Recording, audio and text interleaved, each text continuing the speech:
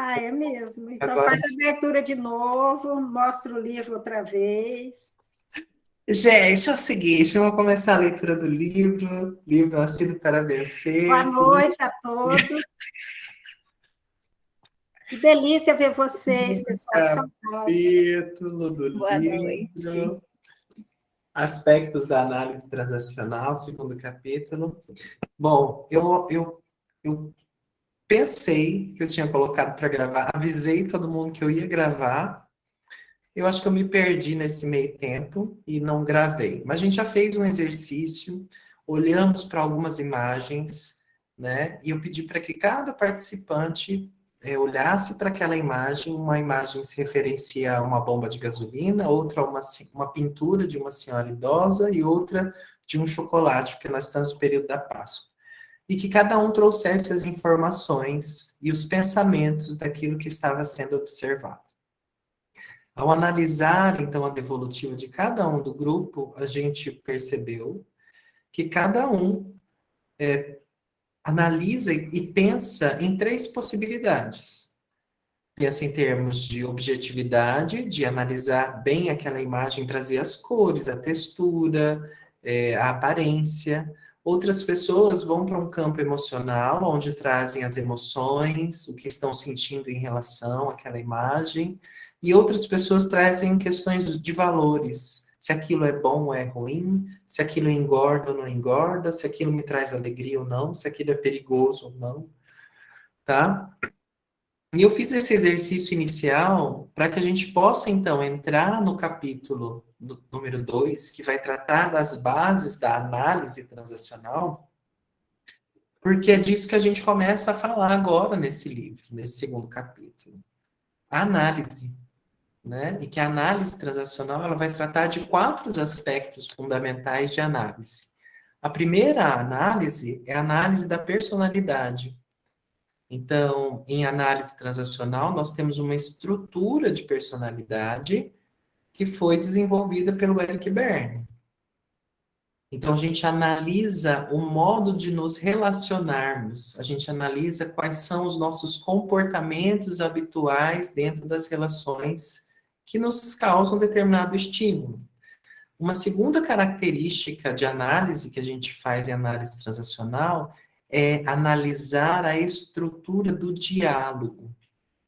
Então, a partir de qual estado da minha personalidade eu faço uma comunicação com outra pessoa? E aquela pessoa me responde a partir de qual estado da sua personalidade me devolvendo aquele estímulo. Então, a gente analisa o estado de personalidade, analisa a comunicação entre essas pessoas, que possuem cada uma estados de personalidade. A gente também analisa os jogos de manipulação psicológica, tá? Que são aquelas mensagens que a gente envia, né? Que tem um sentido profundo e psicológico, mas que a nível um sentido profundo psicológico que não é muito aceitável pela sociedade, mas que a nível superficial ela aparentemente é aceitável pela sociedade. Tá? Então a gente faz uma série, um estudo bem mais delongado dentro dos jogos de manipulação psicológica para compreender esses jogos. E também a gente analisa os scripts de vida, que são as decisões que nós tomamos na infância, muito cedo, até os 5, 6 anos de idade, a gente toma determinadas decisões. E elas ficam tão fixadas na gente, porque lá pelos 6, 7 anos, a gente sofre podas neurais, tá? É um acontecimento biológico. A gente tem uma quebra de vários axônios e neurônios, eles morrem e ficam estabelecidas as redes que têm maior intensidade. Então, se a gente vivenciou algo muito feliz, aquela conexão neural, aquela rede neural que cria ali uma memória, ela vai permanecer. Mas as outras experiências e vivências que não foram tão marcantes, elas se perdem, tá? E fica um lastro de memória, uma impressão de alguma coisa. Assim como se a gente viver algo também muito intenso numa dor e num sofrimento, aquilo fica marcado. E isso vai fazer parte de toda a nossa personalidade para frente. tá? Inclusive, vai determinar o nosso script de vida. Então, quem já foi aqui cliente meu de processo terapêutico com AT, percebe que a gente chega em alguns scripts. Então, nesses scripts, a gente vai buscando quais são as melhores alternativas para reforçá-lo quando ele é positivo, está nos levando a uma autorrealização, e modificá-lo quando existe ali uma impossibilidade de crescimento, desenvolvimento, de evolução, tá? Então, durante esse capítulo, nós vamos esmiuçar cada uma dessas análises, certo? E hoje, nós vamos ficar especificamente na análise da estrutura da personalidade, tá? Gostaria muito que alguém se voluntariasse para ler. Quem tem o arquivo em PDF, ou quem tem um livro, que goste de ler e que queira ir ler, por favor, né, se manifeste.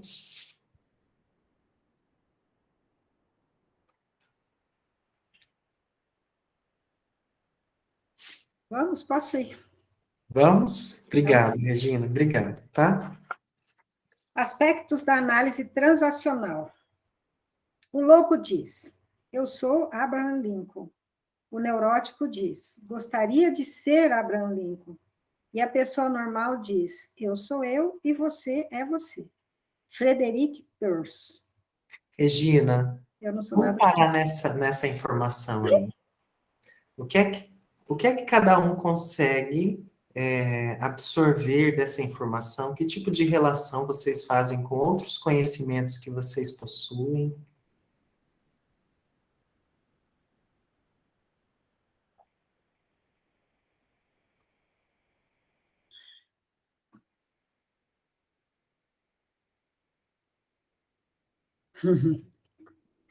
Eu acho que eu olho e digo que eu sou quase normal. Que de vez em quando eu quero ser Abraham Lincoln. Mas aí eu percebo que eu não, que ele é ele e eu sou eu. Então, isso foi o Sim, assunto do último, né? Que, no fundo, um pouquinho de neurótico sempre temos, né? Foi outra frase. sim, o neurótico somos nós, né? Se É. a gente não é neurótico, a gente vai para o psicótico, que chega aí nessa área do louco, porque o psicótico ele tem uma estrutura de personalidade aonde ele foge à realidade para lidar com ela. Então, ele acredita e ele é Abraham Lincoln, porque esse é o modo dele estar no mundo. Ele tem ilusões e alucinações, né? Ele fantasia, ele vive nesse mundo cindido da realidade. A gente não vive no mundo cindido da realidade, mas a gente vive no mundo doente, né, enfermo, aonde nós somos incitados a sermos Abraham Lincoln e não sermos nós mesmos, né? A gente tem que se adaptar a esse papel que alguém nos coloca, né, Maria Aparecida? Isso. E não podemos ser nós mesmos. Então a gente vive num caldo de neuróticos, né, neurotípicos. E o que o Pierce, que é o pai, o Frederick Pierce, ou Fritz Pierce, também conhecido como Fritz Pierce, que ele é o criador da Gestalt terapia, ele nos oferece. Ele, então, oferece para nós uma solução, inclusive, da estrutura neurótica nossa. Né? Eu ser eu e você ser você. Inclusive, Hellinger se abastece desse conceito, né? Veja, Hellinger se abastece do conceito de análise transacional, que se abastece de um conceito de Gestalt terapia, que se abastece dentro da teoria humanística, e dentro da teoria fenomenológica, e dentro da teoria existencialista. Então, nós temos um preceito de teorias e fundamentos, né, até chegar aqui às constelações familiares. Mas, antes das constelações, a gente tem a análise transacional, já considerando todo o conceito da Gestalt terapia, né? Eu sou eu e você é você. Inclusive, Hellinger tem até algumas frases de solução, né? Onde a gente está tão neurotizado na identificação com alguém que nós não somos, que é essencial a gente tomar consciência dessa frase e deixar que ela crie em nós, então, um caminho de solução, né? Olha que bacana, né? A gente pode ir esmiuçando essas frases de pouquinho a pouquinho, né? Vamos continuar então a leitura, Regina, por favor. Há uma época da vida em que muitas pessoas são levadas a se definir. Nessa hora, a análise transacional oferece um sistema de coordenadas que a maioria das pessoas é capaz de entender e pôr em prática. Este capítulo fornece um apanhado da teoria da análise transacional e suas aplicações. Os capítulos seguintes considerarão cada fase em profundidade. A análise transacional relaciona-se com 4 tipos de análise: análise estrutural, análise da personalidade individual, análise transacional, a análise do que as pessoas fazem e dizem umas às outras, análise do jogo, a análise de transações ocultas que visam um determinado fim, análise do script, a análise de dramas da vida específicos que as pessoas compulsoriamente representam. Uhum. Então, como nós vamos tratar dessas 4 análises, nesse momento eu quero que vocês busquem o Google e façam uma pesquisa seguinte: estrutura da personalidade na psicanálise. Agora? Isso, agora. E aí, cada um vai trazer um resumo bem ligeiro, assim, a gente vai ter 10 minutos para a gente olhar e fazer essa pesquisa, e vocês vão trazer um apanhado dessas informações. É aquilo que vocês acharem interessante. Li, isso aqui. Quem? Ouviu alguma coisa? Não? Ok, Para meu celular. tá.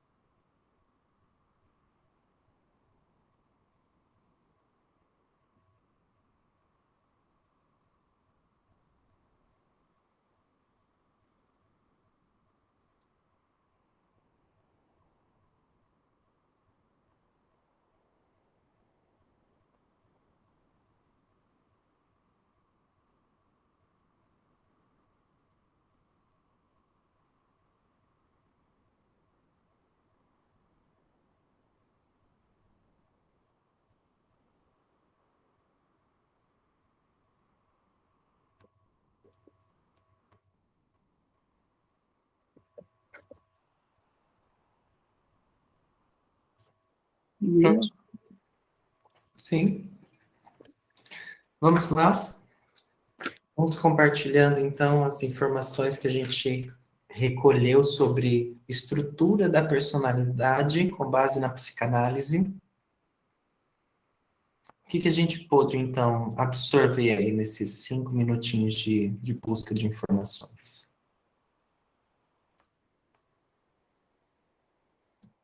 Taram, taram. Tcharam!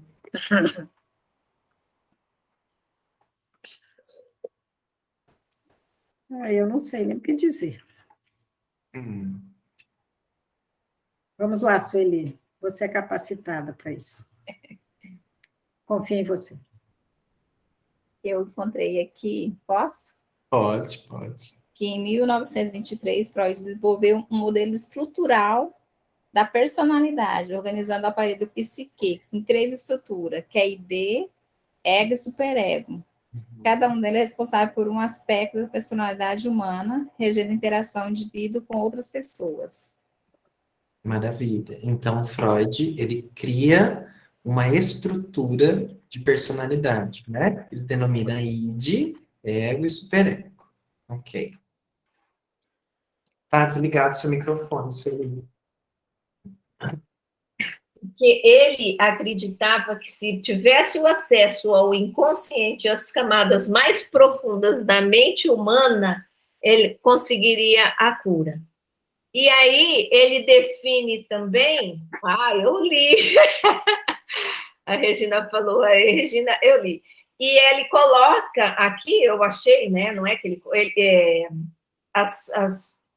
o id está ligado aos instintos, né? Então é o lado impulsivo, busca a situação imediata das situações. O ego é o nosso aspecto racional, tá? Então obedece aqui ele fala princípios de realidade, e o superego é a parte que representa os valores, é a parte da moral. Sim. Então, isso foi muito rápido, é o que eu gostei, eu acho que eu vou até salvar essa página.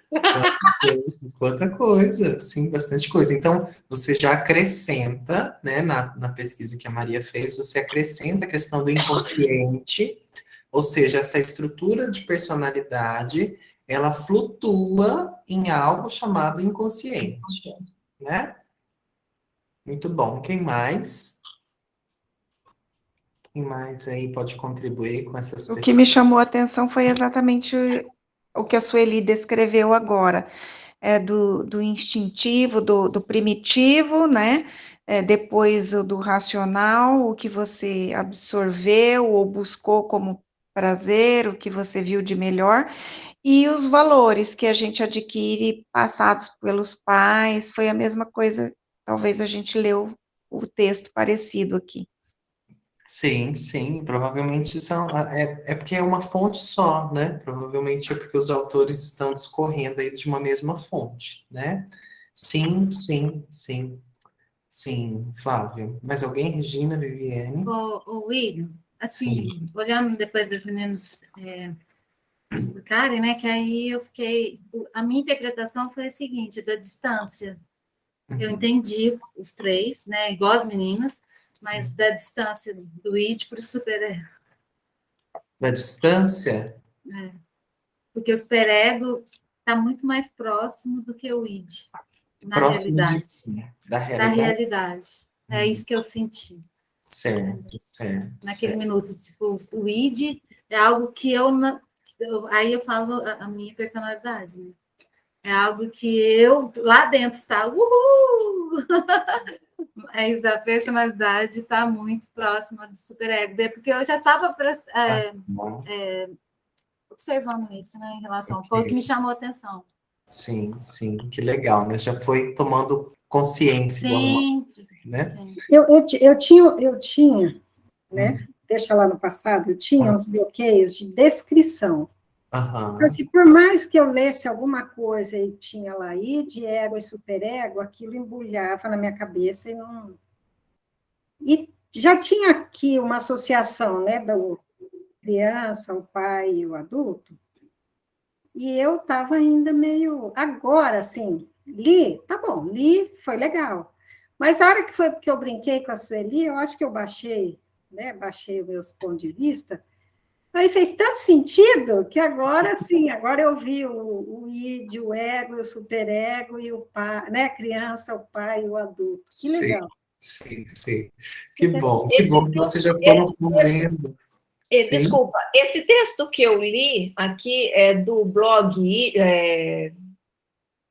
sbie.com, ele traz aqui, ó, a interação entre os três. Eu achei interessante essa última parte, e eu vou ler. Imagine que você acorda em uma segunda-feira ensolarada e precisa ir trabalhar. O id entra em ação quando você pensa ou decide não ir ao trabalho, aproveitando o dia ensolarado para fazer um passeio.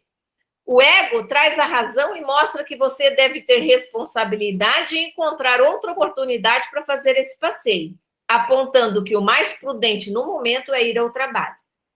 O superego, por fim, acredita que uma atitude dessas é inaceitável e que você merece punição caso tome essa decisão. Então, eu achei interessante isso também. Interessante. perfeito, perfeito. Parece que tem 3 pessoas dentro de uma pessoa só. E segunda-feira, meu id tá ali. E com essa turma. Eu também, a gente leu o mesmo artigo, do mesmo blog. Aí eu também gosto dessa parte que ele fala que o superego forma após o ego, enquanto a criança assimila os valores que é recebido dos pais e da sociedade. Sim, sim, sim. Então, essa estrutura da personalidade, conforme a psicanálise, ela vai se dando, né? À medida que a criança vai entrando em contato com seus pais e vai estabelecendo uma relação com esses pais, tá? Então, sim, isso que vocês trazem da pesquisa é essencial para a gente entender, tá? Agora eu quero compartilhar com vocês essa parte aqui, que eu acho que todos vocês entraram em contato e viram. Chegaram a ver essa imagem? Não, também não cheguei, não.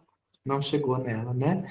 Então vamos lá. Percebam que aqui a gente tem uma estrutura, então, de personalidade que o Freud oferece.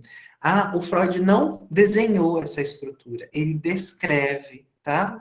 Alguns anos depois, um aluno do Freud, então, faz a teoria do iceberg, tá? E diz assim, olha, o que o Freud trata e diz tem a ver com isso aqui. Então, percebam, a gente está flutuando em algo chamado inconsciente. Todos nós, perceba a parte que está para fora do oceano e a parte que está para dentro. A parte que está para dentro desse oceano é muito maior do que a parte que está para fora do oceano, certo? Esse oceano, Freud, então, chama de inconsciente. As questões que estão inacessíveis a nós, que a gente não tem acesso em estado de vigília, tá? A parte que fica para cima do inconsciente, que seria a parte do ar, é a parte da consciência. A consciência é o nosso estado alerta. Nós estamos acordados aqui, estamos atentos a alguma coisa. Isso é o estado de vigília, consciência. Então, o ego, ele está mergulhado no inconsciente, mas tem uma pontinha dele que fica aqui,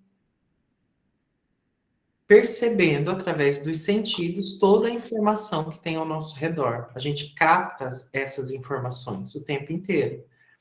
Só que pensa, se a gente conseguisse armazenar 100% do nosso dia, a gente precisaria de uma memória gigantesca para armazenar tudo que a gente viveu no dia. Então a gente vai gravando e memorizando só questões que são extremamente importantes para nós, ou que fizeram muito sentido durante o nosso dia, tá?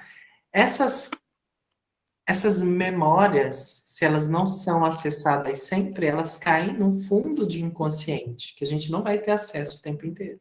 Mas vai estar em nós. Vai estar, tá? O id é isso que está a nível profundo. O id é essa força nossa de busca por sobrevivência. E a busca por sobrevivência, ela incita uma satisfação de necessidades básicas. Sexo, alimento, enfrentamento. Então, ele é impulsivo, porque se eu precisar sobreviver e atacar alguém para sobreviver, eu faço. Se eu precisar atacar alguém para comer, eu faço. Se eu quero manter descendência, eu tenho uma pulsividade para manter descendência, eu vou transar com alguém sem camisinha, sem pensar.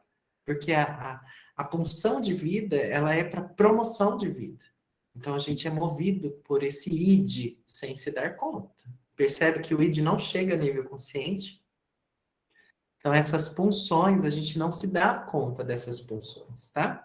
E o superego é isso que vai determinando regras, normas e valores que a gente vai adquirindo ao passar a nossa convivência da infância com os nossos pais. Então, todos os valores e costumes dos nossos pais serão absorvidos por nós. Esse é o aparato da personalidade, segundo Freud, tá? Uma estrutura de personalidade. Alguns têm um superego muito maior do que o ego, alguns têm um id gigantesco, o ego pequeno, o superego pequeno, tá? Então, a estrutura de personalidade de cada um de nós vai estar determinada por essas três partes. Quando a gente vai... Agora eu vou parar aqui. Quando a gente cai para a análise transacional, a gente cai em três estruturas de personalidade também, que o Eric Berne determina: estado pai, estado adulto e estado criança. Este estado pai, essa estrutura de personalidade, é como se tivesse três pessoas vivendo dentro de nós. Três pessoas mesmo, tá? O estado pai seria todas as nossas memórias, as gravações que a gente tem de informações a respeito do que é ser pai, de como a gente deve lidar em determinadas situações, a respeito dos valores, das normas e regras. Então, ele é feito das memórias que nós temos do que os nossos pais faziam, do que as pessoas de autoridade faziam, do que as pessoas que nós admiramos fazem, do que as pessoas que nós detestamos fazem. Esse estado pai, ele tem a ver com o ter que fazer. Então, quando a gente diz assim uma frase, eu tenho que, a gente está partindo, aí a gente já entra num outro sentido de análise de estrutura do diálogo, a gente está partindo de um estado pai para a comunicação. Eu tenho que, é nosso dever, é nossa responsabilidade, tá? Isso é certo, isso é errado, isso está vindo do estado pai. E a gente pula esse estado pai e vai para o estado criança. O estado criança é toda a nossa vivência na infância. E como a Maria bem apontou na pesquisa dela, o estado criança, ele está muito mais livre e solto, porque a impulsividade na criança é mais natural do que no adulto. Não existe tanto superego, não existe tantas frustrações e castrações. Então, a gente, na infância, é mais livre, mais espontâneo. O id está mais disponível, tá? Então, todas as vivências que nós tivemos na infância, elas ficam armazenadas em forma de memória. Essas memórias vão ficar aqui, pulsantes, tá? Então, quando a Sueli olha a gasolina e fala, isso é passeio, eu adoro passeio, é algo do seu estado criança se comunicando conosco. Quando ela diz assim, mas eu fico atenta, porque qualquer gota de gasolina que escorre, o tanque esquenta e pode pegar fogo, ela está dizendo, eu fico atenta, observo com atenção, estado de vigília, estado adulto, de observação com atenção, dentro de uma norma estabelecida, porque ela se alimentou dessa informação de que escorrer gasolina pode queimar, pode criar combustão e queimar o motor. Então, ela absorveu essa informação de alguém. Quem ensinou ela a aprender isso? Não sei. Mas ela aprendeu isso com alguém. Essa informação veio de um estado pai de alguém dizendo, olha, é assim que a gente faz quando óleo é combustível. Você lembra quem te ensinou isso? Quem me ensinou que se cair fogo, se cair combustível no motor quente, pega fogo. Quem anda de moto mais tempo do que eu. Aham. Porque o Você lembra motor dessas pessoas esquenta muito. comentando? Hã? Você lembra dessas pessoas comentando, falando para você? Sim, tanto Tem é que quando alguma a gente admiração chega no sua? posto, Tem a gente alguma chega... admiração sua com essas pessoas? Como? Você as admira? Sim, Sim. Esse estado do pai, a gente vai aprendendo. Eu estou fazendo assim porque esse é o símbolo de Libras para aprender, tá? A gente vai aprendendo porque a gente admira. Se a gente aprende admirando e a gente aprende detestando. Quando a gente detesta, a gente aprende muito, tá? E a gente repete. Você já percebeu? Alguma vez vocês perceberam isso? Quando a gente odeia aquilo, a gente aprende, absorve, dali a pouco a gente está fazendo exatamente aquilo que a gente odeia, tá? A gente aprende observando nessas questões da admiração e do não gostar. Então, a Sueli admira essas pessoas, logo ela considera e aprende, tá? Então, a fala dela, quando ela observa aquela imagem do tanque de gasolina, está dividida em estados do ego, tá? Estados emocionais de alegria, do que a gasolina pode promover para ela, da liberdade de sair e viajar de moto. O estado dos valores, como ela tem que abastecer o carro. E o estado adulto, de observação plena do que está acontecendo aqui e agora. O estado adulto é isso. Essa nossa capacidade de análise da realidade, de observar tudo ao nosso redor e gravar essas informações. O estado adulto é o gravador. Tá? Ele grava toda essa percepção. E a nossa estrutura de personalidade vai se dar nesses três estados. Algum tem o estado pai grande, estado adulto pequeno, criança bem pequenininho. Outros, o estado criança é imenso, o estado adulto é bem pequenininho, o estado pai é mais ou menos. Então, cada um de nós tem uma determinada estrutura de personalidade, que ao longo do livro a gente vai tomando consciência de qual é a nossa estrutura de personalidade, tá? Fica claro para vocês, estrutura de personalidade? Fica. A leitura dessa parte até a estrutura de personalidade, ela é muito boa, porque tem vários exemplos ali, tá? Alguns desses exemplos eu já trouxe no início com aquelas imagens, para a gente ir observando a análise em nós mesmos, tá? Mas vale muito a pena a finalização dessa parte aí de introdução da estrutura da personalidade.